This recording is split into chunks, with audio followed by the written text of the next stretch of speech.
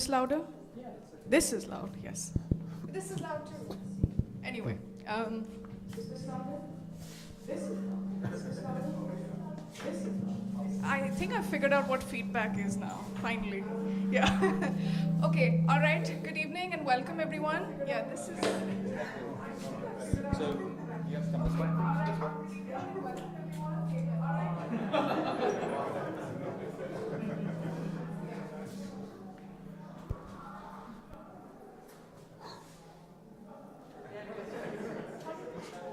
Oh, hold on. Do you have your audio on? I, Can you change your speaker off? I'm muted, You're muted and but your there's speaker's off. there's something coming from there. I understand, yeah. Is your audio on? Okay,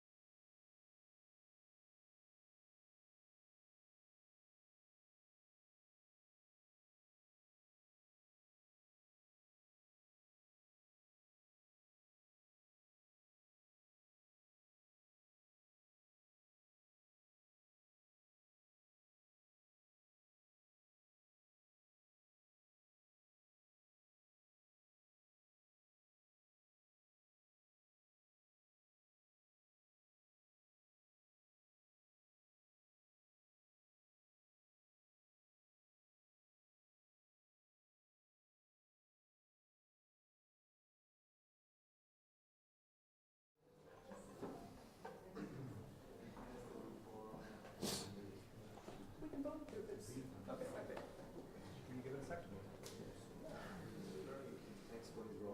The reason I want to give it a second is because the stream takes a few minutes, like 10 seconds or so. I'm seeing if it kicks in. I just switched it on. Starting to come back. Yeah, but there's still something wrong.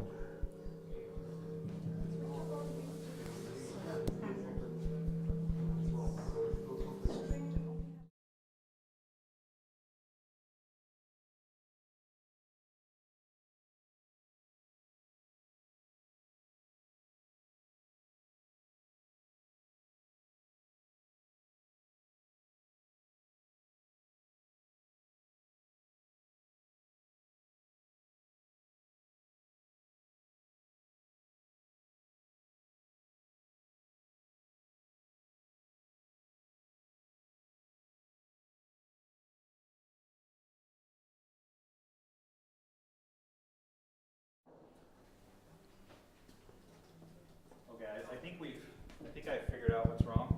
I think we had a tab open for the YouTube thing, so when it kicked in like 10 seconds later, it was feeding back into the output. No. It's picking up again.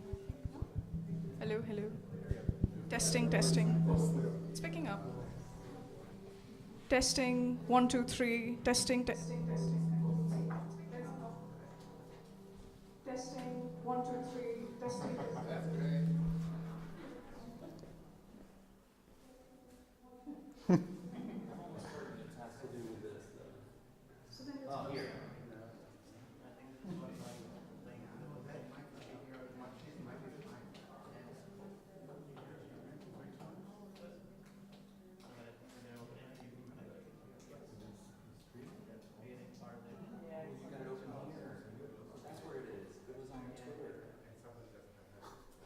It was in a Twitter. The stream was live, also opened on Twitter. So I think now we closed them all. So hold on 1 second. I think it's It may be better now. Let's test again. Yeah. Let's test again. I'm waiting for that to echo. No, I think it's good now. Yeah? Because we had two tabs open. Famous last Both words. screaming them to the output.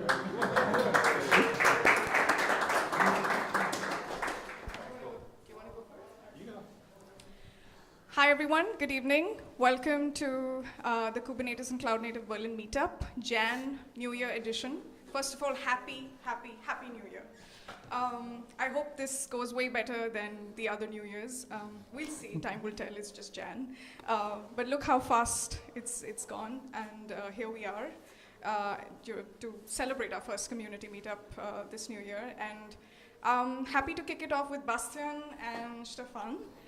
Bastian's from SUSE, Stefan's from Isovalent. They will be talking about the main theme running in today's program, security and security vulnerabilities and working around that. So glad all of you have turned up. This is a great opportunity for us to slowly keep building these community meetups. So we're really hoping that a lot of you keep showing up as we plan to do these regularly up to June. January? Yeah, January to June. Up to June, at least. Just a few things that I wanted to quickly point out. We'll have two talks, of course. It's the usual format that we're having and that we're continuing with, and followed by a quick Q&A round. So Bastian's talk will be half an hour, and Stefan's talk will be half an hour, followed by a quick Q&A round. We also had this little chat earlier, Chris and I. If you want to take that further, if you want to take it beyond 10 minutes of a Q&A round, there's plenty of time to network. There will be pizzas behind. There's refreshments. Go grab a drink, talk to everyone. Also, we need helpers, we need volunteers to help us put all of this together. Chris has been a great help, Aditya has been a great help. We've been working on all of this together, but we're really looking forward to some community building together here. So as many of you can actually reach out. If you follow Kinfolk.io, if you don't follow Kinfolk.io, now is the time for you to go follow it on Twitter and also on LinkedIn.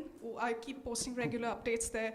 There are lots of forms where you can fill in your details, and we'll actually reach out to you, set up meetings, and we can brainstorm about content and how you want to further see these community meetups grow, what kind of content you want, and how you want to manage to procure different items and put things together, and we can roll with it. We have fantastic AV setup here, albeit with some quirks here and there, as you can see, but we're constantly working on improving it. So please help us out. The more of you actually show up and try and help us out, the better it is. And lastly, just a quick update about the code of conduct. We have a Reactor code of conduct. This is the Microsoft Reactor Berlin space, but we're also using this independently to just commence our community meetups and to host them regularly here.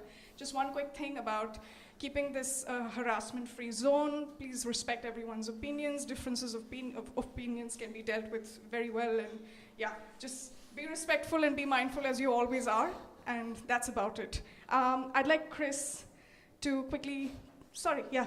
Yeah, please. So when we're still talking about the whole thing in our organizations, I just wanted to have one comment. It was rather difficult to find this place. Oh yeah. We're aware. The construction doesn't make it easy, but we're trying to improve on the signage outside. It's just that,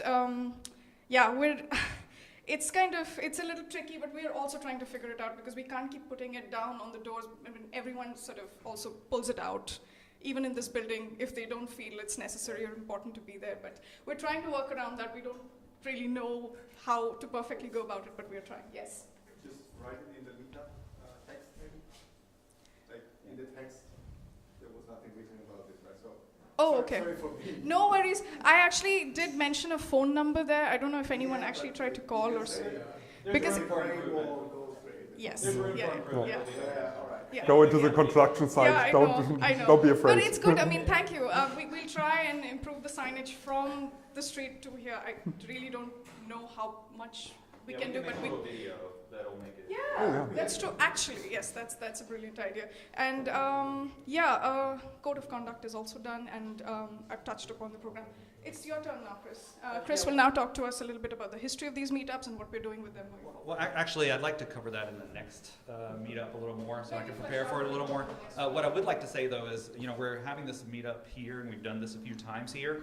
If you have a location in Berlin, if you can let us know, and then we can maybe, because we don't want to just do it here. If you have a location, we'd like to kind of spread it around Berlin if we have the opportunity. What's that? Let's think about it. Yeah, please. Like Benazir said, we will have pizza in between. And I think we're pretty much doing that regularly now. And then afterwards, if there's any more, I think we usually stick around at least half an hour after all the talks, so we can hang out and chat about things then too. So but next time I think we'll do a little bit more about the history, and because we've actually been doing this since. You see some signs on the when you come in from like 2016, 2015. We've been doing this for a long time, meetups and other events in Berlin, and maybe we can talk about that and how it kind of ties together. And also, we had this merger of two. We had this merger. You have to come back here. Yeah. Okay. Yeah. So we had a merger of two meetups, which you may have been aware of. And we can talk about that too. But I think for now, I'm going to hand it over to you. Perfect, thank you. Okay, cool. Yeah. I'm going to turn this off. Yes. Yeah, hopefully that makes it better. You should be fine over here. I should be fine? Okay. Yeah, that should be fine. Yeah, absolutely. And if not, we'll turn it down. Okay. Awesome. No, it's actually not fine. Yeah, just keep going. Keep going, I'll adjust. Okay.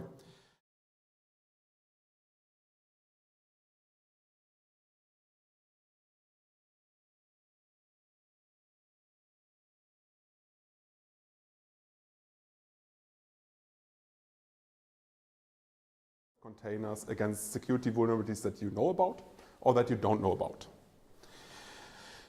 Nowadays, Kubernetes is very ubiquitous. Who is running Kubernetes? Probably everyone or most of the people here, otherwise you wouldn't be here, right? And you can run it everywhere, in the data center, on your developer laptop, in the cloud, on-premise, somewhere on IoT or edge devices. It has been a platform that helps us standardize how we run applications instead of reinventing the wheel the whole time. On the other hand, of course, that also makes it a prime target for attackers. Because if you find a security vulnerability in Kubernetes, you can probably break into a lot of installations because everyone is running a standardized Kubernetes. But it does not only affect Kubernetes, but also your applications. More and more applications are running inside of containers. And if you have been in IT a bit longer and in operations a bit longer, a lot of the traditional security tools like firewall systems and so on that you have been using to secure your applications, they don't work that well anymore with containers and Kubernetes because you have a much more dynamic environment. It's not as static. You don't have 3 servers and always like these 3 or 5 applications running on these servers. A container can be run here or here or here, being scaled up, scaled down. And this is great, but for traditional security tools, that can become problematic. An additional thing when talking about security people and SecOps people in companies is what they don't like about Kubernetes, that they don't have any visibility into the networking anymore, or not a lot. For most people, it's actually great because networking just works in Kubernetes if you set up the Kubernetes cluster correctly. But then it just works, and the containers that are supposed to be talking with each other, they can talk with each other. But as a security person, I don't know what's going on anymore because everything just communicates somehow. And also, traditional security tools don't help with the visibility there because they are more like VM-based, node-based, and not container-based. So when we talk about security in Kubernetes environments, we of course have to talk about how to actually harden your Kubernetes clusters, how to make sure that your Kubernetes clusters are not accessible by everyone on the internet without authentication, how to do certificate management, how to do version upgrades properly so that you can patch CVEs in Kubernetes itself, how to do admission controls, etcd encryption and all that. And there are tons of tools out there that can help with that. I don't want to cover these today. What I want to focus on more is the actual security of the applications, because that oftentimes gets overlooked, at least from what I'm seeing with the customers I'm working with different organizations I'm working with. and that are in the end also applications that are probably publicly in the internet available. And then if there is a CVE there, if a security problem is in there, it's way more likely that this is going to be attacked by attackers. And securing applications means you can lock down the capabilities of what a container can do in your cluster. You can look for compliance issues like having certificates in container images. You can look and see if there are any known security vulnerabilities in the base images of your container applications, in the installed packages, or in the frameworks and libraries that you're using there. And then you may also not only want to look for these, but also protect against vulnerabilities and issues that you have. Because, or let's do the other way around. Oftentimes, when I'm talking about security with people, they say, oh, we are amazing. We actually scan our images in our CI/CD pipeline. That's great. But what I want to focus on today is that it's not enough. Why? When you think about security for your applications, there are usually two things to take into account. First is the whole supply chain. How do I ensure that I don't have any security vulnerabilities that I know of in the application containers that I'm writing? So CVE scanning, compliance scanning. But the second is then also, what do I do when I have something running in production and a new security vulnerability pops up? Let's look into both a bit deeper and start with the supply chain. A typical supply chain probably looks like this. The developer writes some code. At some point, they commit this to the Git repository or another version control system, and then some CI/CD pipeline runs, executes some tests, and probably builds a container image. This container image is then pushed into a registry, and at some point, you are going to deploy this registry to a Kubernetes cluster. And when I talk with customers or with people thinking about container security, what they are doing, they're saying, hey, we are actually great. In our CI/CD pipeline, we are scanning our images that we just built for security vulnerabilities and CVEs and compliance issues. We also regularly scan all the images in our registry. Most registries, or a lot of registries, actually have functionality to scan images for CVEs built in. Things like Harbor, Artifactory, and so on. And then a lot of people also say, hey, we are also scanning our containers running in production in our Kubernetes clusters also for known security vulnerabilities in images. We have some tooling for that. And that's great. Scanning for CVEs is important because otherwise your security strategy is basically, I don't look at it and then I have no problems. But it's not enough. Because what happens when a new CVE is announced, a 0-day, there is no patch for it yet, and you have this application, this container running in production, and that is affected by it? Probably it can be attacked already. Or maybe the security vulnerability, the CVE, hasn't even been announced yet, but it's already attacked in the wild. And you have to find out, you have to somehow protect against it. Or what if there is a CVE, but there is no patch for it yet? Or if there is a CVE, but there is a patch, but you're not able to upgrade yet? Because either the team responsible for the application is on vacation, or it's weekend and nobody saw the alert, or maybe you can't upgrade because there is some dependencies that prevent you from upgrading because you have to rewrite your code for like 2 weeks before you actually can go to the newest library version. So you need kind of a strategy to deal with actually running insecure, vulnerable stuff in production in a way that makes it still okay to do so and not like a complete disaster. Or maybe it's even not a published CVE in some third-party library. It's actually a bug that you introduced yourself in your code and no security scanner in the world will be able to find it. Maybe static analysis, maybe some AI-powered stuff, but probably not, at least nowadays. So you need more than just scanning for security vulnerabilities. You need to have additional stuff to also secure your application during runtime. And securing during runtime can be based on two things.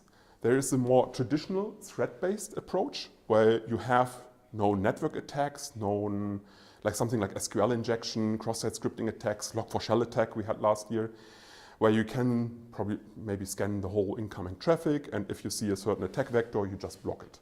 It's more like a traditional approach, how a lot of web application firewalls, for example, can help you making stuff more secure. Also, important, good approach, but maybe in addition, there you can also think about runtime security to use more of a zero trust model. What do I mean with that? You can look in an application running inside of a container at all the network connections they are making, like inbound and outbound connections a container has, either from the internet to the internet or intranet or also inside of a container. You can have a look at all the processes that are being executed inside of a container and all the files that are being accessed and written and directories that are written to inside of the container file system. And then you could create a rule set and only allow things that are actually necessary for the container and your application to operate. If you have a WordPress that only should get incoming traffic from a Kubernetes ingress controller and only should have outgoing traffic to a MySQL instance, then only allow that and forbid everything else. And inside of the WordPress container, it's not necessary to run anything else but the Apache HTTPD process that is actually necessary to host your application. Why would you allow it to run curl there, even if it's inside of the image? Now, you can build up these rule sets manually. There are tools for that, basically firewall tools. You could write Kubernetes network policies, but that can become very tedious. And I want to show you a way how you can automate some of the stuff with an automated learning approach. There are, oh, I forgot, I mixed up some slides. Sorry about that. Let's go to this one first. There are a couple of tools that can help you with that. Aqua Security, Sysdig, Stagro, SNCC, NewVector that also have runtime security capabilities. They have a lot of differences in how they do this technically, and we can, if you want to cover this in a more one-to-one discussion, and then we can go deeper into that. I want to show you what I mean and how you can approach this with one tool in particular, which is called NewVector. Two reasons for that. First, I know it best, and second, it's open source. So you don't need to pay any license fees. You can just download it, run it on premise, run it in the cloud, and tomorrow, if you want to, make your Kubernetes clusters more secure. What NewVector is doing, and other tools are also doing as well with different technical approaches, is that they look at all the network traffic happening inside of your Kubernetes cluster.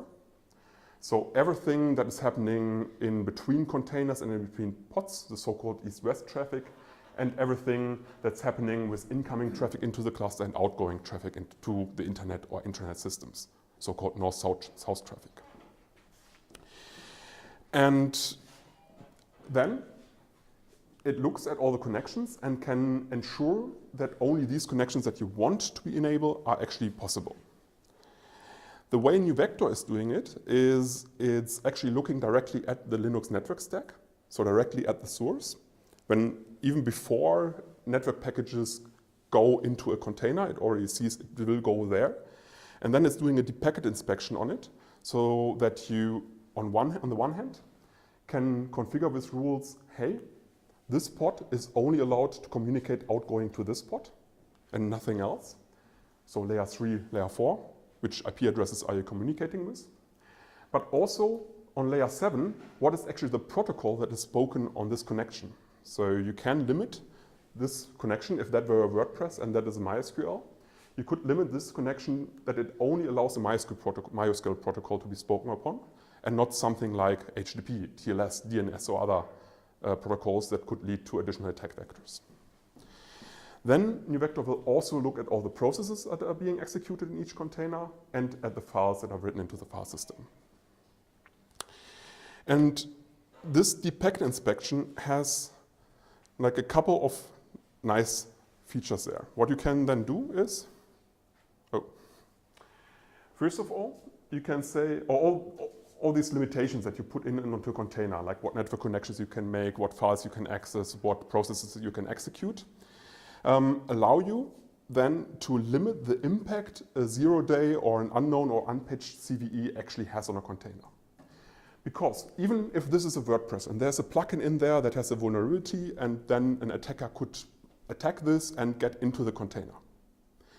What they could not do then is execute additional processes like curl to download additional scripts. Even if they could execute curl, they probably could not connect to external systems, like to their own web server to load additional binaries, because that's forbidden. Even if they could do that, they could not save the binary into the container file system or the script into the container file system, because that's forbidden. And even if that were possible, they could not execute it, because also the process execution would be forbidden. And they also can't just connect to other systems, like maybe the Kubernetes API, for example, because why should WordPress connect to the Kubernetes API to maybe get additional privileges by having like chained attacks? No layer of these is perfect, but security is a bit like cheese, and every layer of cheese has holes in it. You just have to put enough layers of cheese on top of each other that you can't see through the holes anymore. So these are just additional layers of security that can prevent an attacker from actually doing something malicious, even if you have a CVE, if you have a security problem in your applications. Because NuVector is doing on all these connections a deep packet inspection by actually seeing the content of every network package, it can also automatically do things like web application firewalls and data loss preventions, so that you, for example, can scan for cross-site scripting or SQL injection patterns in your traffic. And the nice thing is you can do this where it makes sense. Instead of going broadly, that you check for log4shell patterns, for example, everywhere in your system, even where it doesn't make any sense because it's not a Java service or there's no Java service involved.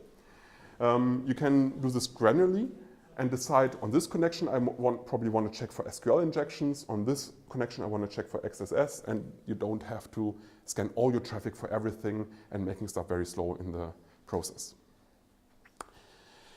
Now, building up such a rule set of what network connections are allowed, what processes can be executed, what files can be accessed, can be quite tedious. At least it's not something I enjoy. I don't like writing firewall rules. And if someone does, please come to me. I probably have jobs for you. The great thing about what NuVector can do, it can help you doing this by automatically learning the normal and standard behavior.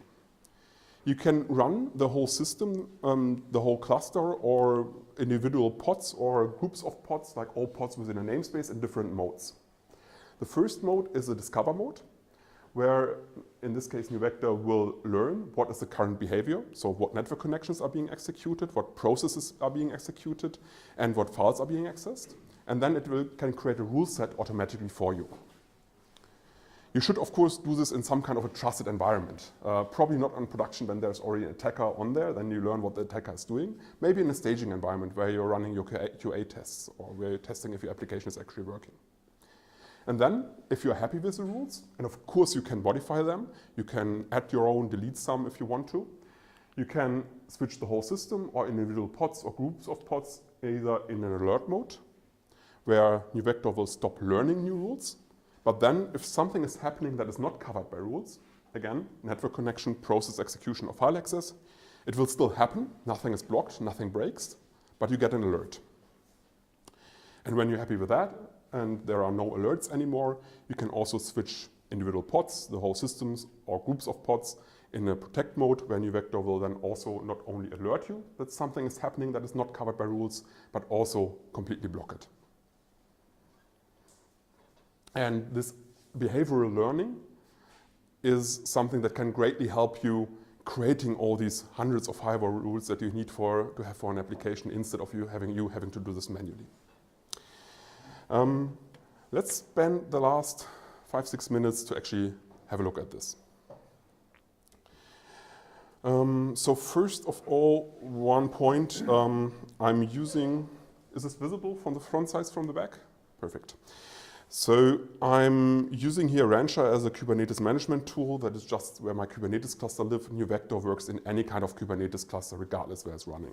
So if you run Kubernetes, you can run and install NuVector, and you install it very easily with a Helm chart. And I have this installed here already. And one thing I also deployed in my cluster is a small demo application. Let's maybe limit this a bit. So what I deployed here is a small online shop with lots of microservices. There is an advertisement service, a front end, an email service, a currency service, and so on. And maybe to quickly look at the application. Yeah, so you can click around here and fake buy stuff. So in NewVector, you have some information about the security of your system. You can, of course, look at all the scanning results. So I can look at all my containers deployed here. And I can, for example, see that in the front-end pod, there is one security vulnerability in OpenSSL that I probably should fix in the base image. I can also get more details on the CVE, and even get to the source of where the CVE was reported to actually decide, is this something that should be patched right now, or do I have maybe a week or two to look at it? So that's okay, but not really exciting. What's exciting is the runtime security part. And let's have a look at this. I have this front-end service here, right? Let's maybe remove that.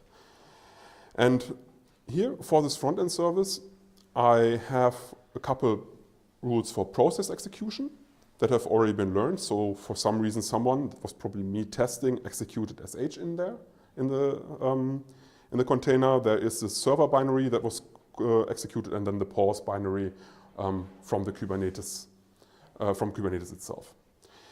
And there are no additional files that are written or being accessed in the container, so that's empty. And there are a couple of network rules that have been learned. For example, that the front end is calling the DNS inside of the pod, inside of the cluster, and actually speaking DNS on the connection. The nodes are calling the front end service. These are the health checks from the kubelet. There is a load generator inside of this cluster that's calling the front end and doing HTTP. And then the front end is calling additional microservices like the currency service, checkout service, and much more. But there is no, if we scroll through here, there is no connection to external systems from the container. So let's maybe have a look and change this. Also note, I'm here currently in Discover mode, so I'm actually learning new stuff at the moment. So if I go back in here and let's go to the front end and let's actually execute a shell inside of the container. So this is basically kubectl exec, and then I'm starting an SH process inside of the container. And I think I don't have curl in here, but I have wget. So let's do a wget at google.com. Works, and yeah, I have a read-only file system, so it's not saving it, but it can connect and it wants to download it, right? So if I go back then now to NewVector, you can see there are a couple things happening. First, I now have wget that was just learned like a few seconds ago. And I also should have a network connection learned, yeah, also a few seconds ago here, that the default front-end pod connected to an external system, in this case google.com. So let's maybe see how we can alert and block this. So I'm switching now the mode manually. You can also do this automatically, first to the monitor mode, where NewVector will now stop learning new things and alert us if something is happening that we don't want. And if I maybe go back to the process rules here, and I'm just going to delete the rule that wget is allowed again, because that was me testing, that should not be actually possible. If I do now the same command again, it still works. But if I now go to NewVector, I get security notifications in here that someone executed wget. And if I go back to my rules here, and I'm switching now the mode to protect, to actually block stuff.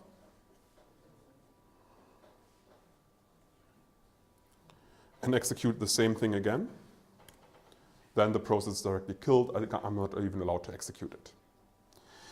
And of course, I also get an alert for that. So if I go back to the security events, I now have a critical alert because something was blocked, in this case wget. And if this were now a false positive, I of course can also directly from here create a rule again saying quickly, hey, I actually want to allow that because my application is currently broken. So it works again. And let's maybe do the other thing and try out what happens if I, instead of the process execution rule, delete the network rule that allows the front end to connect to external services. Save. Okay. And if we try the same thing again, and if I did nothing wrong, it should now be able to execute the wget process, but the connection is now, timing out, and I don't get any response back anymore, and I don't know what the connection timeout of wget is. At some point, it will probably say connection timed out. And of course, I can also see this in my alerts that something has been happening here, a connection to google.com that has been blocked. I can not only see this in lists, I also have a nice visual representation of all of that. It's now a bit like UI sugar, which this is now all the pods in my cluster. You can see lots of bubbles. Every bubble is one application here, and you can see the front end pod is green because it's running in protect mode, but it has a red bubble. That means it has actually security vulnerabilities, and there are also tons of lines of connections between all the different applications, and you can see there's actually a red line which is the blocked connection to google.com that was just here alerted. Maybe one last thing that you can also do from here, just bit of convenience, because we have here the packet inspection running. I can also do a packet capture here and saying, hey, I want to check what is actually running on this connection in just live. And then I can, when I got enough traffic, I can generate myself a download file and then also analyze all the traffic and all the network packages that were sent on this connection directly with Wireshark. I don't want to update. So these are all the TCP connections, all the HTTP requests that were happening during this process are now also visible here. It's just a byproduct of doing deep packet inspection and us in NeuVector seeing every network package that we also can expose this to you quite easily, without you having to go to SSH into Node, figure out how to run TCP dump again. At least I have to Google all the time what the correct flags are. And this is maybe a bit more approachable. There's tons of more stuff in there in terms of automation, in terms of what you can do with scanning, also with compliance scanning, how you can visualize all the data. Also didn't cover any of the web application firewall rules yet, or things that you can configure with Kubernetes admission control, where you can say, hey, forbid the deployments of container images that have known security vulnerabilities, stuff like that. So there's lots of more stuff to see. But for me, the most important part would be to show you, hey, there is software out there that is open source that you can use to actually protect your containerized applications during runtime. And it's quite easy to use actually when you, it's a lot easier to use than you may think. If you want to try it out, again, everything is open source. The documentation is open source. I also have the link to it in my slides. It's in the end a Helm chart you install inside of your cluster, or if you're using OpenShift, then you install from the application marketplace the correct operator, and then you're good to go. And the great thing is, if you install it, nothing will break because everything will be in discover mode, nothing is being blocked, so you can just install it and try it out, get visibility, and then start maybe playing around with it, and without fearing breaking everything directly just because you install a security product. Yeah, with that, thanks for your attention. And again,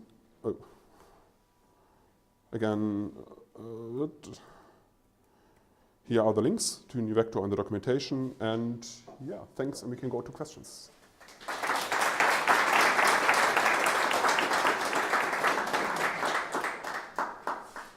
Yes. Thanks, wonderful talk. The question is, how would you use it to shift left on a multi-tenant cluster in a big organization? So the question is, when installing a vector, can you enable each team to be able to access only their namespaces, do the learning on the inside their namespaces, and if you have a multi-stage deployment from that to stage prod, can you learn the policy, put it in Git repository, and then propagate it using GitOps way to the production in the end, that you don't have to learn it in production? Yes to all of that. So I'm going to repeat the question a bit and answer it in the same time if it's okay. So what you can do is you can configure new vector with role-based access control also per namespace. So you can say, hey, this namespace is team only has access to, and they can then configure the whole policies and do the learning for their namespace only. That is possible. So you can use it in a multi-tenancy cluster. And you can also learn things in one cluster, like a staging cluster, and then export this as Kubernetes resources, put it in Git, do then SecOps or GitOps, and deploy it to a production cluster. That's also possible. And additionally, if you don't like to do GitOps, some people don't like it for some reason, that I haven't figured out, you can also set up federation instead of new vector, so that you can see all of your clusters within a single UI, and then you can also click on one rule in one cluster and federate it to another cluster. That's also possible. So different ways of working and different solutions for that. Yes, there in the back. Can you tell me what is the overhead of running this on a node? The question was about the overhead of running this. There are two angles to think about here. The first is how much resources does NoVector need on its own? Like it needs a bit of CPU and memory. That's documented. So NoVector has a couple parts. It has a so-called controller that's like the REST API and the internal database. You usually run this 3 times for high availability, and each depends a bit on the size of the cluster, probably needs like a gig of RAM or so, or 2 gigs of RAM each instance. So it is a bit you need for NoVector for the brain of NoVector. Then there is support that serves the web UI. That's very small. It's basically just static web server that serves HTML, CSS. And then there is an enforcer running as a daemon set on every node that actually does then looks at the network stack, looks at the process execution, and does the blocking. And that also needs like a gig of RAM and like a tiny bit of CPU. It's not that much. Of course, it is something. If you want to run it on a Raspberry Pi, it won't work. But in a normally sized Kubernetes cluster, the resources you need, I think the benefit of NoVector outweigh what you have to pay for it in order to run it. The second angle to it, what actually happens as an overhead on the network connections when NoVector is running, do my network connections get slower, or the network connection setup? When you run a pod in either Discover or Monitor mode, so when NoVector is not blocking something, the overhead is actually 0, because NoVector is then only doing a tap on the network, something like TCP dump. If NoVector is running in protect mode for a pod, then there is a slight overhead, because NoVector needs to get in between the traffic in order to be able to block it. And that overhead is from our benchmarks around 1 to 3%, which usually you don't see. It kind of like goes under like the normal deviation that you have in network connections.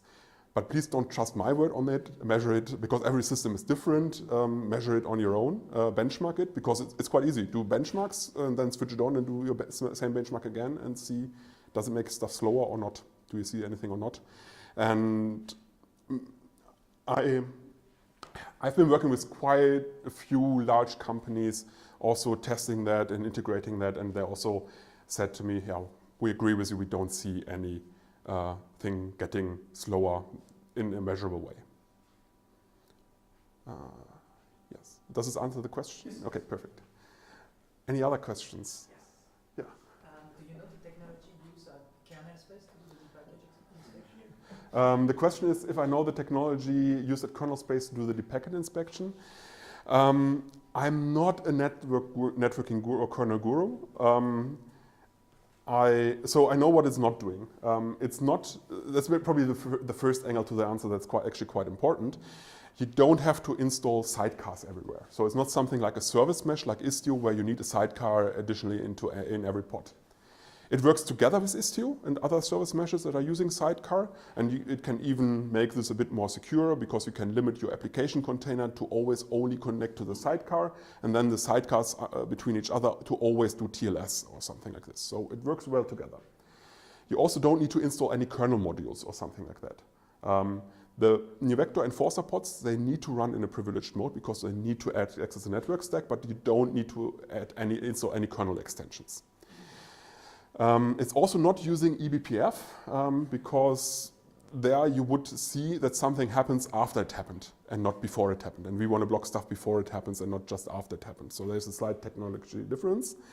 How it's actually doing this, I unfortunately can't answer you, but there are patents around that. It's open source, but we still have patents around that. But of course it's open source and you can read up on it. And of course the source code is open source as well, if you understand C.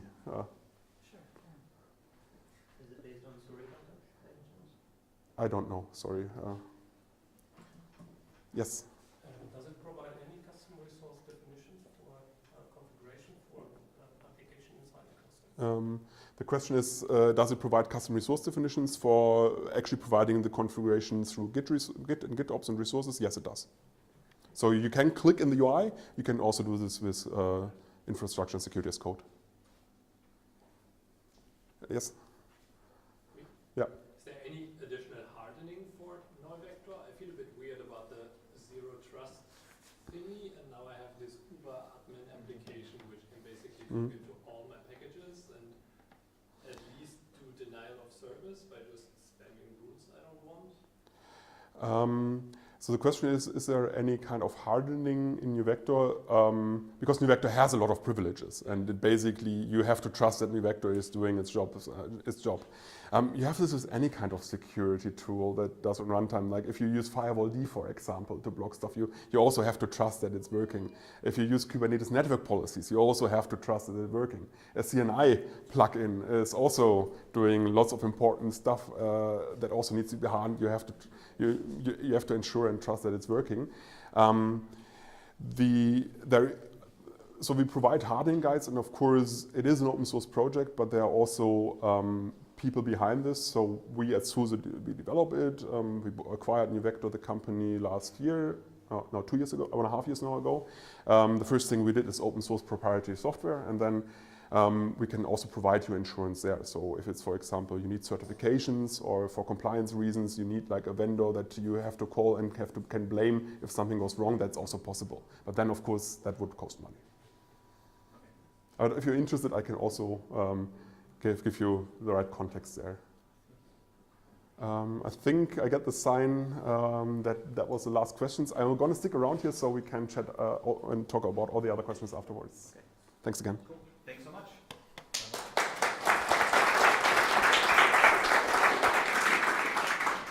Okay, right now we have a break, and I think we have about 20 more minutes. There's pizza back there. There are also paper plates, so please go back in there and get them. We have pepperoni and vegetarian. Pepperonis are to the right 2 stacks, including the one on the other table there, and then the vegetarian is on the left. So enjoy. The restrooms are over here. Be back at 7:05. We'll call. Oh, actually, the microphone was not on.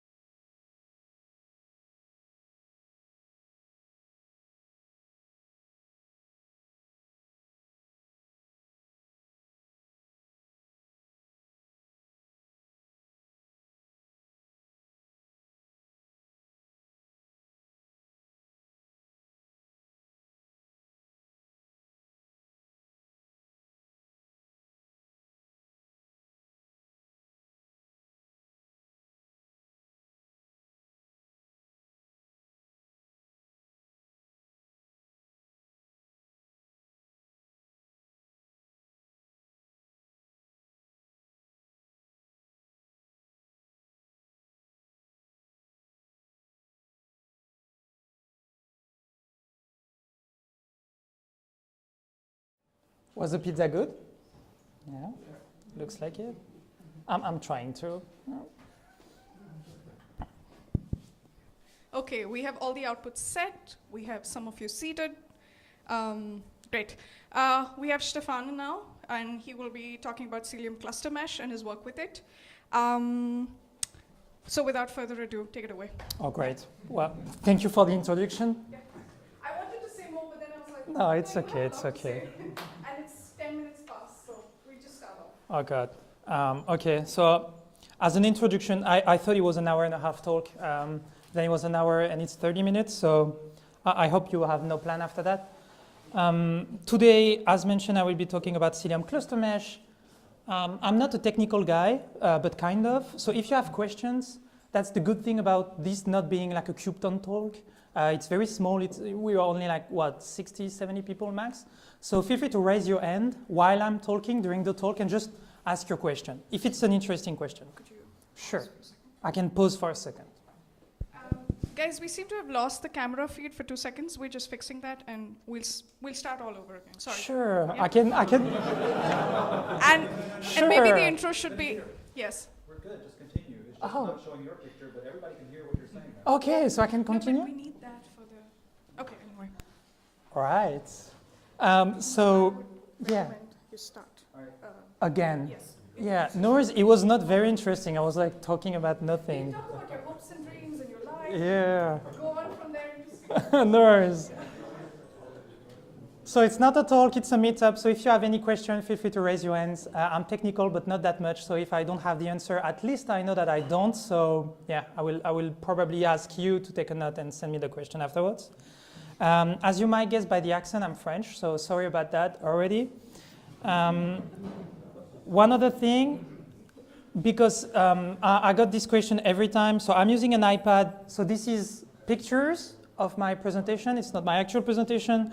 So if you see me drawing on it, it's because, once again, it's a pictures. I do that for 2 reasons. The first one is so I can easily answer your question and show you stuff. And the second one is because I'm sending this presentation to friends and my wife also, who review the slide and let me comment. And most of the time, I forget to delete the comments. So that's also why I'm mentioning this. So let's start the talk, and we're going to talk about Cilium Cluster Mesh. Oh yeah, so first comment. I need to introduce myself first. So my name is Stefan. I worked 4 years at Google.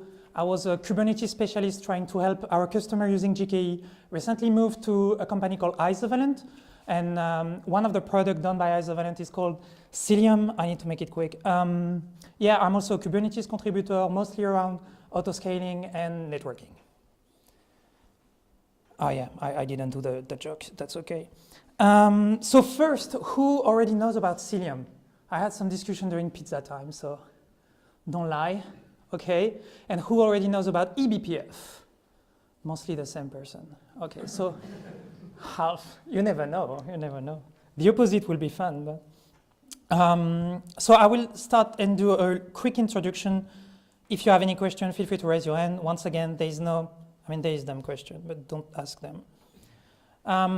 So today I'm going to mention multiple things. Oh, I lost the screen. So without the screen. All right, wait a second, things are falling apart. Yes.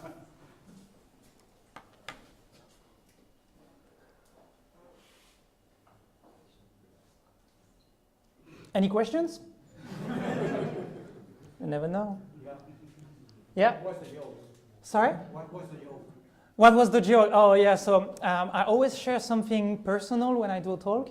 And I was about to say that at the beginning I wanted to do comedy and one-man show. That was a dream of mine when I was a young kid. But I was very bad at it. So, and I wanted money also. So I went into IT. And then I learned about stuff like blockchain and NFTs. And I'm still doing joke anyway now. So yeah, that was the joke, but it was bad. So my wife told me not to do so. So I'm going to talk about multiple things. So Cilium, eBPF, and Isovalent. Isovalent is the company behind Cilium and eBPF. Why am I saying that? Because we have the founders inside of the company, but it's still an open source project. So if you want to become a member of the community, you can still. And what we do at Isovalent is continue to contributing to this project, and also selling enterprise version to customers who want enterprise support. I mean, all of you. So I'm obviously, I'm going to very quickly introduce eBPF once again. We don't have a lot of time. So a very easy way to understand eBPF is by this quote saying it is what JavaScript is to the browser. So what does that mean? I guess all of you are familiar now with like Lambda function or Cloud Function on other cloud providers, and all this architecture around eventing. So basically something happened, you do something. Something else happened, you do something else. eBPF is doing that, but inside the kernel. So every time something is happening, there is what we call attachment point, and we're gonna run code related to this attachment point. So on this example, someone is doing one of the syscall, so execv, and we're gonna start running code to answer and manipulate and do something regarding what is happening. So like JavaScript in the browser, why? Because we can do that without doing any modification to the kernel.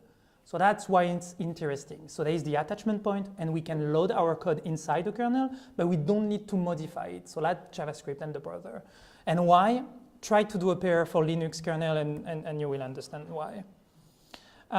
So another example, it's not only about networking. That's why it's very interesting, and I'm going to talk about what other thing you can do with Cilium.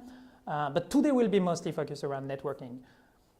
But on this example, they are using file system, like any syscall, so any access to any user space program trying to talk to a kernel space program is going to make syscall, and there is attachment. There is more than 100 of attachment right now where you can execute code.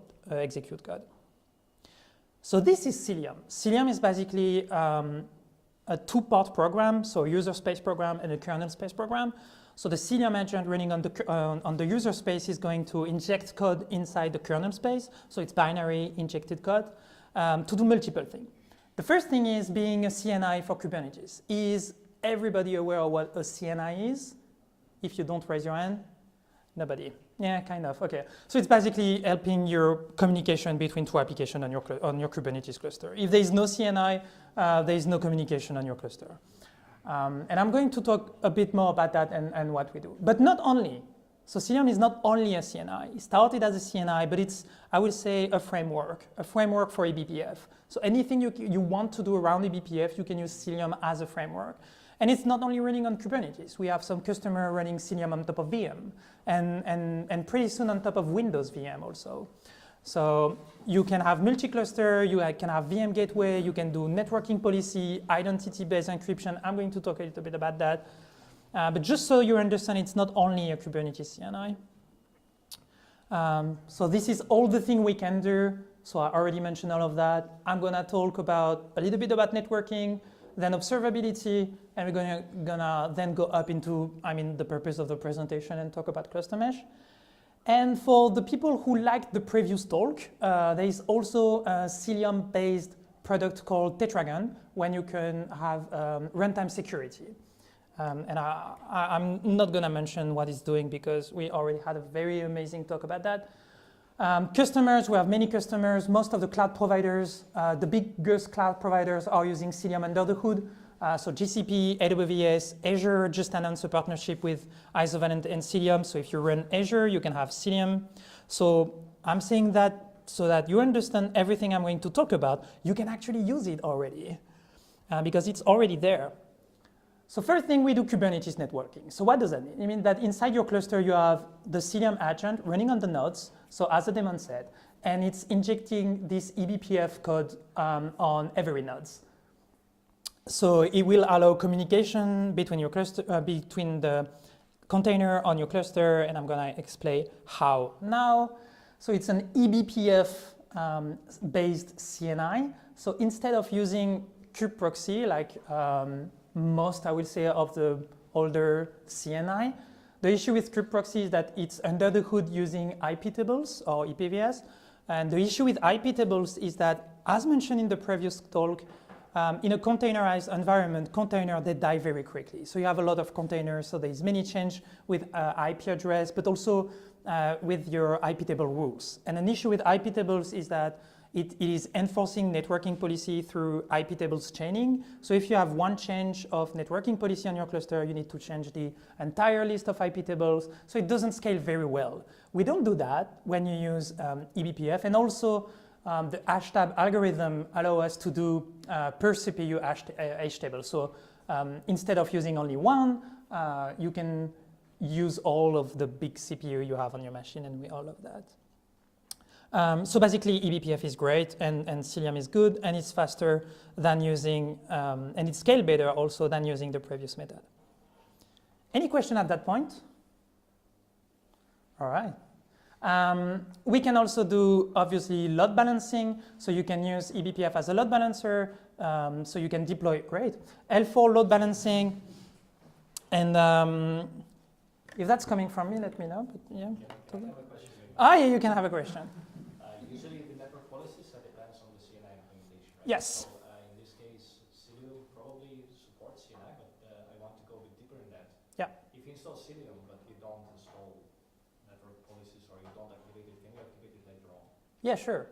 Okay. Sure. And Cilium support both the Kubernetes networking policy and the Cilium networking policy as a CRD. So if you don't want to use Cilium networking policy and keep using Kubernetes networking policy, it will just work. You have nothing to do. Yeah. Thanks. You're welcome. And it's enforced at runtime, so you will work. I'm not moving. I'm not. Oh, yeah. Did you just, can you take it out and put it back in? I can. Unplug it and plug it back in. Restart your computer. Yeah. It should work. 1 second. Sure. Sorry about that. Oh, no worries. I'm thinking about the right song.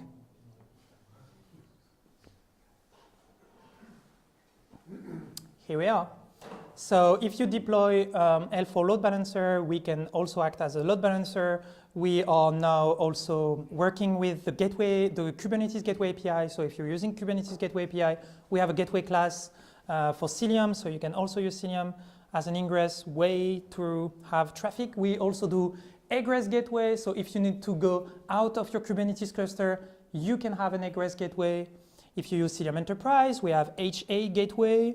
So you have multiple gateway on your cluster.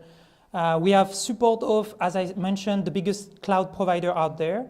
So what does that mean is that you can still use cloud provider features. Like for example, if you're on Azure or on AWS, you can use their way to provide IP and support with VPC, for example, on GKE. If you already have a CNI, we can do CNI chaining. And because we love Microsoft, we just announced that the Azure CNI is now powered by Cilium. So if you use Azure CNI under the hood, you already have access to the amazing features of Cilium. But there is also a way to bring your own CNI on AKS. So if you do that, you can then install your own Cilium setup if you want to change something, or use the Cilium Enterprise version. So if you're using one of the cloud provider, we can work together. If you don't, we can work together. Yeah, and we don't need that. So as I mentioned, we are everywhere. Security. So that's very interesting, and you need to understand that to understand the demo. Yes. Stefan, I think I know what the issue is. Oh yeah. I'm pushing the. No, you're interacting with the pad, and so your laptop is going to sleep after a few minutes. That's very smart. Oh yeah, that's so I will keep moving it. Exactly. I will keep moving it. So, thank you for that. So as mentioned in the previous talk, once again, very good talk. We have an identity problem on Kubernetes. It's very hard for most firewall to understand who is doing what, because the only thing they know is that there is a container doing something. So when you have an identity-based security system, Cilium knows that one pod is identical to another pod by using labels. So we're not using IP in our rules, we're using identity. Why is it important? Remember the issue with IP tables and the security chaining system? We don't have that because even if a pod restart, it keeps the same identity, the same labels. And during the demo and the slide on the cluster mesh, even when you have two clusters, so two clusters, if you deploy the same application on two clusters, at the Cilium level, it's the same application. They shared a unique and same identity. So it's very important because it means we can have networking policy working on top of multiple Kubernetes clusters and not only one, because they share a common identity. I will show you that later. Networking policy, we can have L3, L4, L7 networking policy, FQDN networking policy, DNS networking policy. You can also create your own system of networking policy. This one, for example, works with Cassandra. If you have, I don't know, Kafka, for example, you can deploy a networking policy for Kafka and say this pod is only allowed to push a message in this queue and only this queue and have rate limiting and that type of stuff by using a networking policy. Question? Sorry, the slides before, are you injecting the identity directly into the frame or like the packets? Yes. Or on, so how do you do that? Sure. So the question is, do we inject identity inside the packet? Yes, we do. So the thing is, as I mentioned earlier, we have multiple attachment points. This one, if I'm not mistaken, once again, not an expert, is the socket map endpoint. So every time there is a packet coming through a socket, we can catch this packet before it leaves socket kernel space, and we can act on it. So we can inject more information coming from the user space inside the kernel and keep track of everything doing. We can stop a packet at socket level. We can redirect between two sockets. Yeah, so that's on me now, I know. I'm very sorry. But now we know what to do. And this is very interesting because if you're out there using like Istio, for example, or any other service mesh, an issue with Istio is that there is no encryption in transit between two containers of the same pod. So if you have Istio and you have like MTLS, someone listening carefully between the two containers, so between the containers and the sidecard containers, can actually see plain text traffic. It's not real encryption. We can do that because we can map the two sockets together and act on it. But it's a story for another time. Too many slides already. Please show us something. Oh, yeah. Just so you can see, what am I talking about? Just to give you a very high-level overview, this is what you can have. This is what you have by using Cilium out of the box without deploying anything. It's your Kubernetes CNI. So once again, it's already there. It's already running on your cluster. You can have this type of service map. You can have information regarding the networking policy. Here I have an example where traffic got blocked. So you have network flow here. The traffic got blocked. I can see why. I can inspect the networking policy. I can update the networking policy. So if I want to make a change so that they can talk together, I just have to click there and make the change so that it works. Why am I mentioning this? Because in the Cilium cluster mesh scenario, so when you have multiple Kubernetes cluster, this also works multi-cluster. So all this flow, all the flow that we can see here, and I will show you that later, all this flow, you can see flows coming from multiple clusters, not only one, but only by using one interface. I'm going to talk more about that later. Where is the presentation? So already show you Hubble. We talk about flow visibility. I can show you how it looks. You're going to love that. There's a lot of colors. So I'm going to clear that for you. So here I am doing the wrong thing. Yeah, so I'm using Hubble, so our interface, just to observe the traffic flow, and I'm going to only watch for one pod, the X-Wing pod. So here I'm listening, I'm waiting for something to happen. And if I exec a command, I can see that there is flow coming in, and I can have information regarding the traffic, so I can see what is. Okay, so for example, I'm blocking nothing to my core DNS to do DNS resolution, but then I'm blocking the traffic, so I can see that there is package drop. So this is the flow. And this works multi-cluster when you are using cluster mesh. So if you use Hubble and our interface, you can see everything happening on cluster. Once again, without any installation, it's part of your Kubernetes CNI. Service mesh already showed that. Oh yes, Grafana integration. I'm pretty sure there is like half of the people here are in love with Grafana. We also have a partnership with Grafana. I knew it. So everything is sending metrics. It's open telemetry, so you can catch that. You can have information regarding your Cilium agent. Everything's happening. Here I have information regarding the metrics. Yeah, just I don't know, just break it. So here I can have information regarding the traffic. I can see the number of packets that have been dropped. I can see the reason why they've been dropped. So sometimes there is because of a deny of policy, but sometimes I'm just using a protocol that is not supported. Sometimes, again, there's some success, so there's a drop, and the reason is success. Yeah, it just makes sense. So integration with Grafana. So once again, if you use Cilium cluster mesh, you can have the same type of integration with Grafana, and you will see one dashboard per cluster, or you can build your own dashboard with multiple cluster into it. I saw something working. It was working. Tetragon. So I say I'm not going to mention it, so I'm going to mention it, but very fast.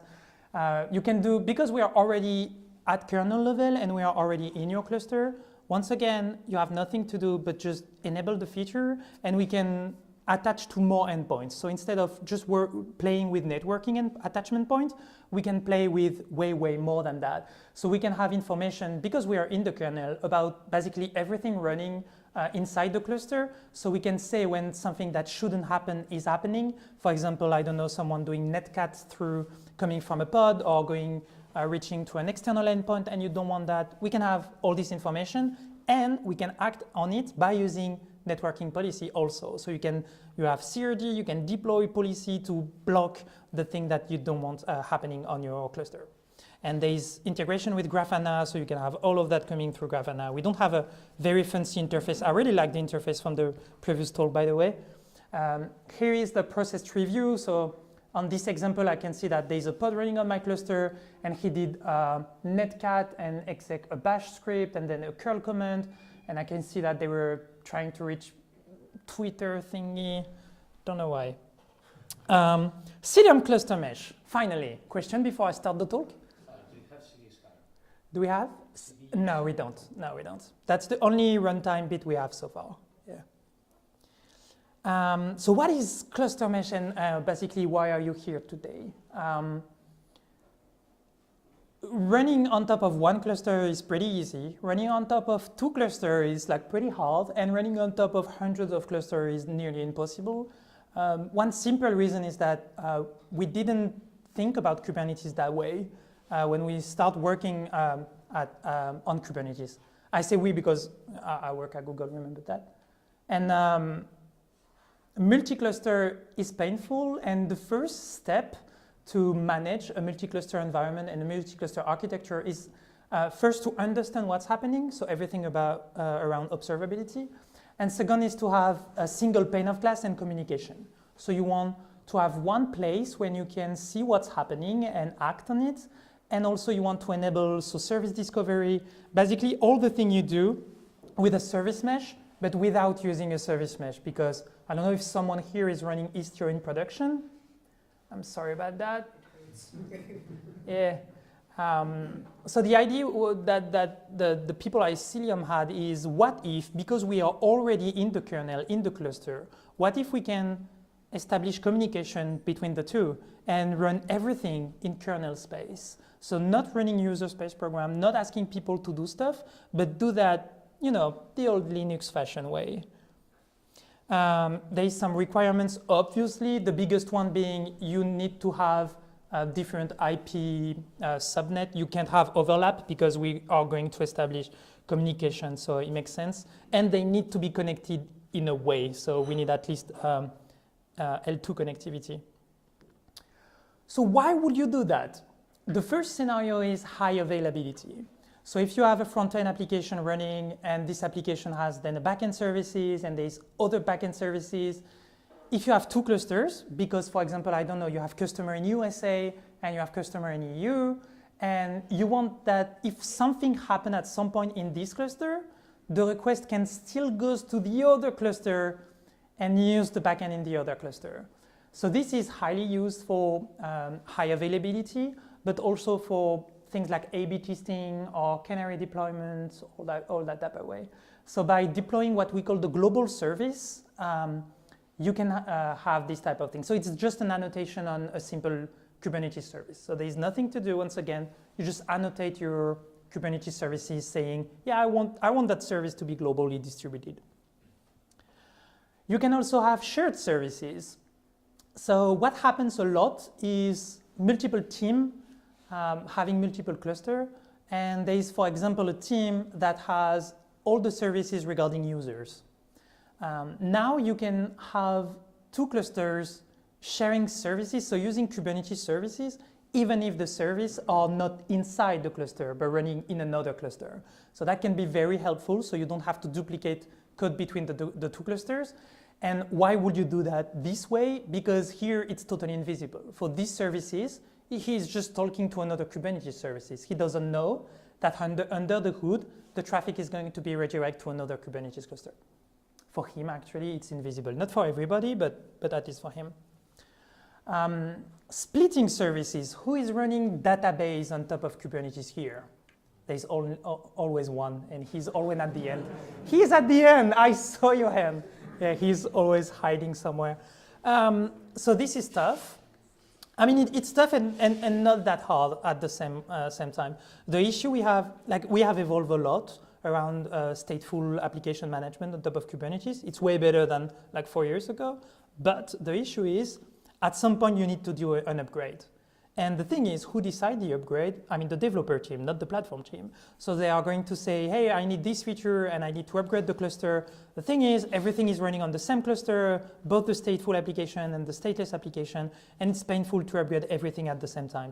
So what people are starting to do, I'm not saying it's the right way of doing things, but I've seen things, is separating that in multiple clusters. So they have one stateful cluster that is only running stateful application, and basically they never touch this cluster. So it's called VM, but you know, it's Kubernetes. And then they run other Kubernetes cluster with stateless application.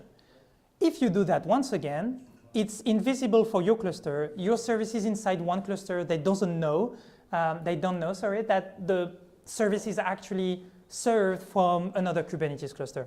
So that's why for this type of application, you want to have a cluster mesh. But from time to time, you don't want this to happen, but I still want to have cluster mesh. You can also do that. So you can define affinity at the service level, and you can say, for example, I want to have a preference, so every time this service is up on the cluster, please use it. And only if it's down, then you go in the other cluster. So now you can do that by annotating your service. So it's as simple as that. It's a plain classic Kubernetes service, and you just have two annotation. I mean, you already have hundreds of them, so it's just two more annotation. We can also do the same with remote service affinity.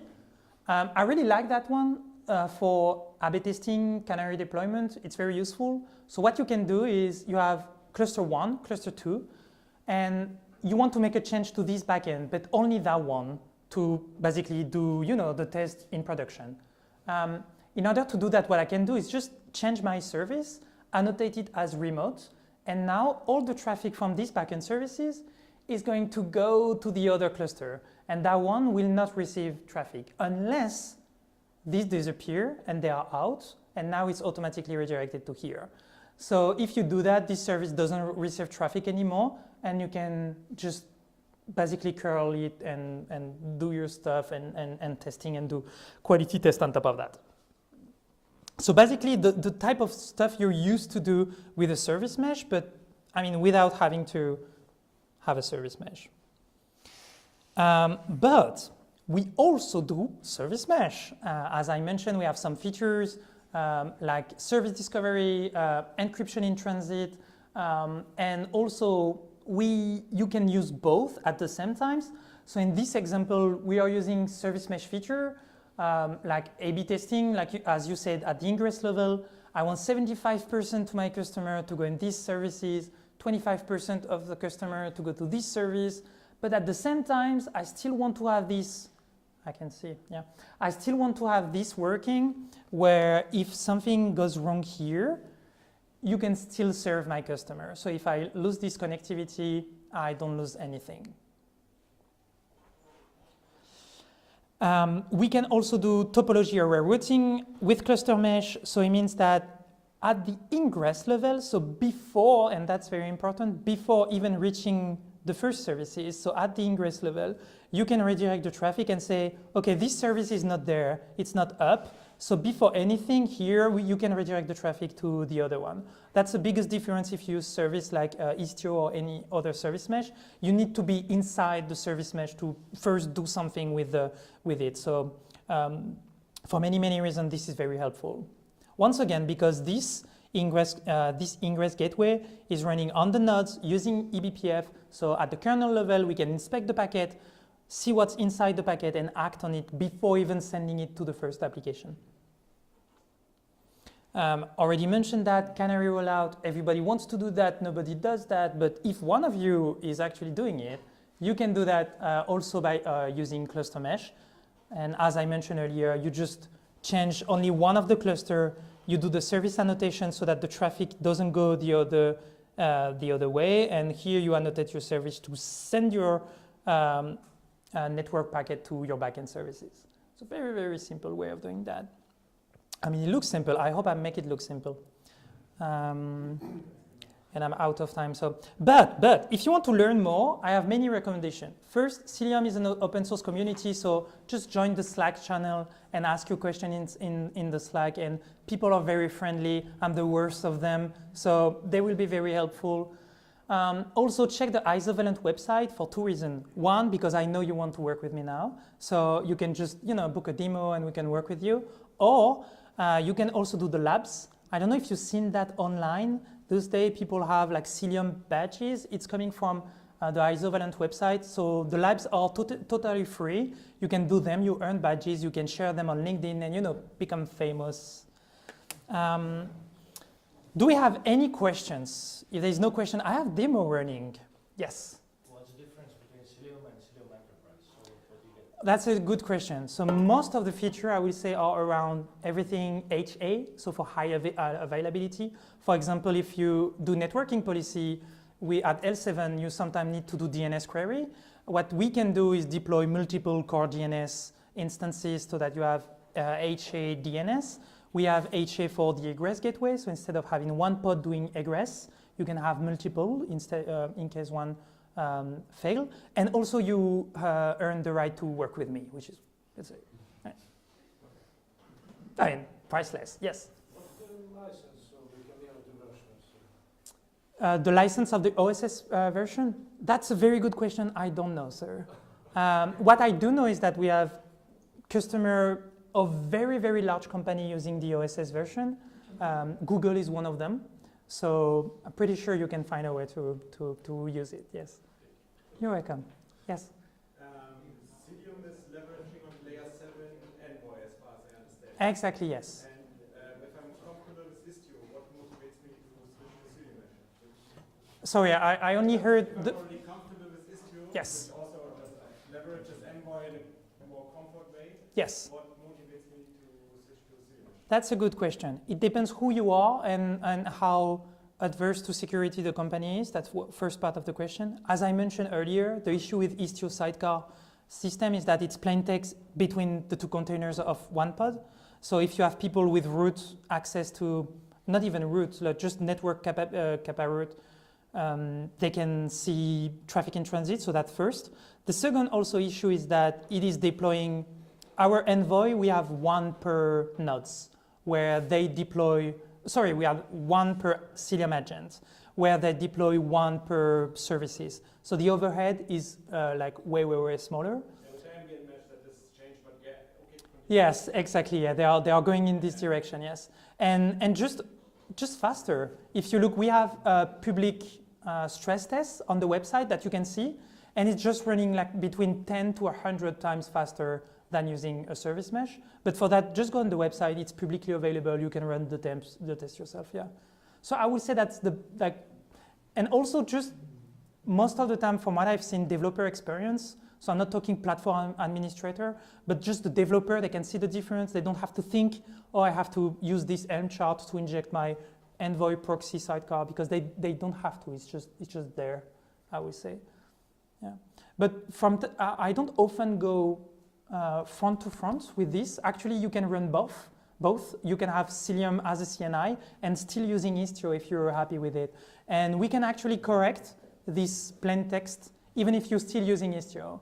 So you can use both. So yeah, that's why I don't go often face to face. Yeah. Any other questions? God, I broke everything again.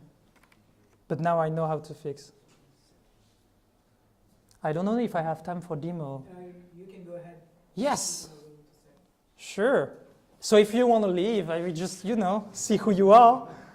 You created a cliffhanger for us. We want to see the demo now. Yeah, so that's one thing. If you, I don't know if some of you do Kubernetes demo, it's not like visual, it's working. So I'm just gonna show you something that hopefully is working. So that was previous demo. So that's my demo environment. So if you want to build the same, what I've done is a very, very simple things. I have, because I'm a very big fan of Azure. So I have a VM running on Azure, and I'm just SSH to this VM, and on this VM I'm using Kindly to deploy 2 Kubernetes clusters. Why am I doing that? Because it's very simple, because it's running on the same VM, so I have layer 2 access. I don't have to use VXLAN or stuff to connect themselves. It's just working out of the box. So that's the demo. So I have 2 clusters, cluster mesh 1 and cluster mesh 2. On those 2 clusters, if I show you, I think I break that one. Yeah, obviously. So I only have one. Can you read something? Yeah, I will do that. I know you just kind with me, but you can't read. So I only have one very simple application, and what I'm doing is deploying an application. What I will do is deploy a pod in one of the cluster and curl this application by using DNS discovery. Okay. So here I'm just curling, and to show you that it works, this application, what they do is to give you the IP address that send the answer to your curl request.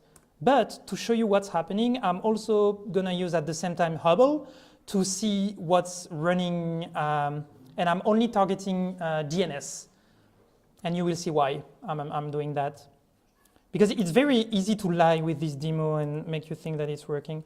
So as you can see, I have an answer one time from 10.1.140, the other time for 10.2.181. So 2 different pods on 2 different clusters, and I'm just doing that. But what's interesting is that this Hubble command is only running on 1 cluster, but still I can see that I'm answering from different IP address. You can see because they are using different port on each clusters. But what's very interesting is this ID, as mentioned. It looks like it's the same pod answering every time, but as you see, it's not. But at the networking policy level, so at the Cilium identity level, for us, it's the same application, because it's the same application, but running on top of 2 clusters. At the Cilium identity level, oh great, my voice.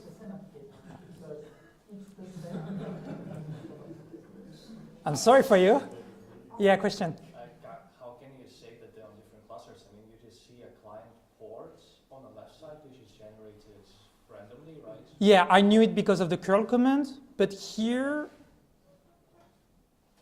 I know it because it's who is answering the question. Here you can see that it's not the same core DNS. Like that one is NL and that one is LLM. Yeah. So you can see that it's another core DNS pods on another cluster. So it's running, so it's working. How easy it is? Actually, kind of easy. If I have, no one is asking me to leave. So if I have 2 minutes, I can show you how easy it is. Oh, that was ready. So the way it works, basically, that's your container. I'm sorry for my drawing.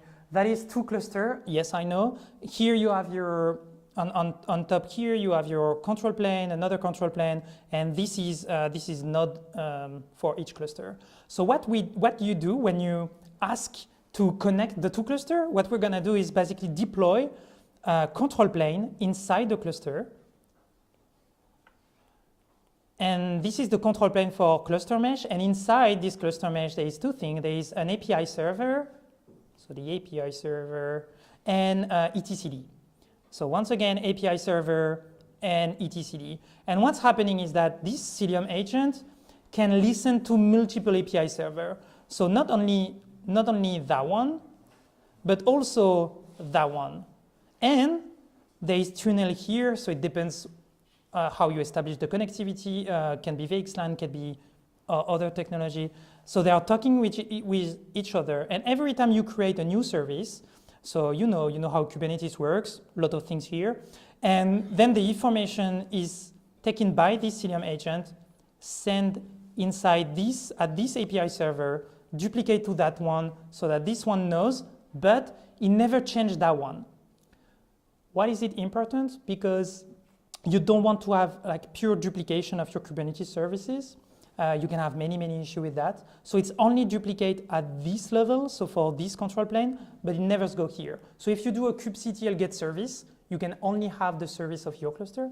But if you do a Cilium service list, then you can see the service of both cluster at the same times. So that's how it works. And it's very important also because if you lose connectivity here, you still have information regarding the endpoint and everything happening on the other cluster. Questions? I'm really done that time. Great. If you have questions, feel free to ask. Thank you.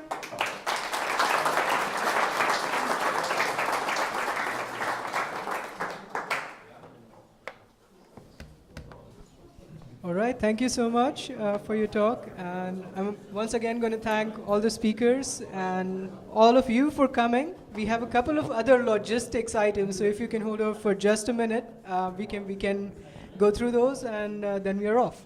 Right, so no worries. I think it's louder. this That one is louder. No worries. Can you all hear me fine? In the back? Perfect. So this Kubernetes meetup, I'm really happy to see that we have already a full house, which is fantastic. This is only our second meetup. We started doing this re-emergence of the Kubernetes meetup in Berlin starting last month. Benazir here has been leading this meetup, so thank you, Benazir, for organizing. We always need more help, though. And I would love to see more volunteers. We would love to see more volunteers. So if you want to help us organize, as you saw, there were some technical glitches today, which you have gracefully endured. But it takes a village to create this meetup, and would love to see the community come together. It definitely looks like we are going to need a bigger space going forward. So if you have any ideas for space, if you have office space that we can utilize for the meetup, we'd love to see that. And so on, right? Always looking for new speakers, new ideas, and feedback coming from the community. So if you have any suggestions, if you have any speakers, if you would like to speak, if you have a space, whatever you have, please reach out to us, and we are always all ears. So once again, thank you for coming. Benazir, do you have any logistic items? Sure. Close it off, please. Thanks, Aditya. I just basically wanted to say thank you to all of you. This was a New Year's special edition.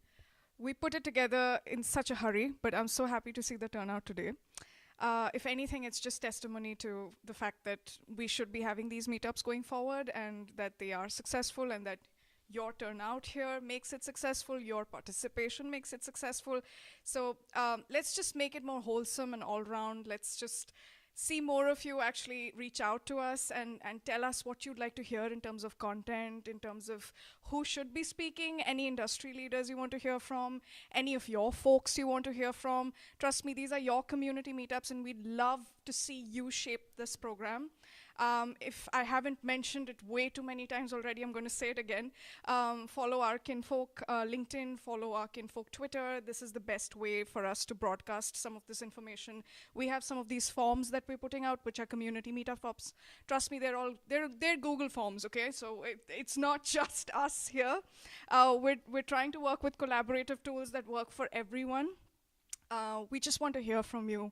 We just want to see more help. We just want to see more input. Aditya, for instance, today came in like a few hours before the meetup and everything, and it's just great if you can find me on LinkedIn too. You can find me. I'm Benazir Khan. You can just find me if you want to. I can give you my email, whatever you want. Just reach out, and we have these meetups coming up monthly at least. And what we'd like to do is basically, when we have more of the community, it just becomes a lot easier, and it becomes a lot more fun in terms of planning, in terms of organizing. We have the space, we have the AV setup. You saw so many little quirks everywhere, and trust me, if everyone just uses their head and goes like, actually it's this and that, and this is how we could fix it, and this is how we could go about it. There's an AV stream set up and everything running with OBS in the back stream, in the back end and everything. It'll be great if some of you just come there and, you know, assist and go like, hey, you know what, I have a better idea of doing this or fine-tuning this and stuff like that. We're open to all of that. But it really takes people to actually show up, even if it's a few hours before a meetup, and it's once a month at least. So when you do hear about meetup dates, you know that it's happening on that day, and you can try and make it a little earlier, or maybe just an hour before. There are lots of little things that you can help us with, and it makes it more your meetup then. So, yeah. Yeah, sure. So Benazir said, follow Kinfolk on Twitter and follow our socials and so on. You're welcome to connect, but also very importantly, talk to each other. We are going to hang out here for 30-ish minutes more. Reach out. This is the community. You get to learn a lot from each other. So connect to each other, follow each other, and learn from each other. So that's also a very important aspect of it. And that helps us keep coming here, right? And what I've seen from the Kubernetes community is very engaged. We learn from each other. There's a lot of vendors and so on. We learn from each other. We do friendly jabs at each other, right? It's all fun. It all helps us improve. So please stay around, grab some pizza if there's still some pizza, and have a chat with your fellow Kubernauts. And that's always lovely. Go ahead, please. That's a great question. So are the slides and recordings available? In case you want to watch any of the recordings, we actually stream it on the Kinfolk. We streamed it on the Kinfolk YouTube channel, and we do want to post-process them and try to give you talk recordings, but that's a work in progress. Again, which is where we need as much help as possible. So I would wait for some time before we could actually do some of that work and have that released and everything, because as I said, it's a work in progress. But the whole event should be available on Kinfolk's YouTube. So you can actually check it out there. Yeah, and if you're feeling lazy the next time, I would love for everybody to come here. But if you can't make it, if you're in a train, if you're going somewhere, you can watch it on a live stream. And we will share any slides we have on the Meetup page and on the YouTube. One last thing. Some of you did, well, I don't know who is who, because we're not actually doing anything for demand or lead gen or anything, but I urge you to RSVP on meetup.com. We have to gauge the success of some of these meetups and everything across organizations. It's not just one or two or anything, because this is a community effort and it's a few of us coming together and doing all of this. It just helps report back better numbers and better stats. So please go there. Please go on to the meetup.com event page and RSVP there if you haven't already. Looks pretty successful to me. What do you all say? Thank you so much, Benazir. All right, thank you so much, people. I'll see you around for the next 30 minutes, and off you go. Have a great evening and have a great new year.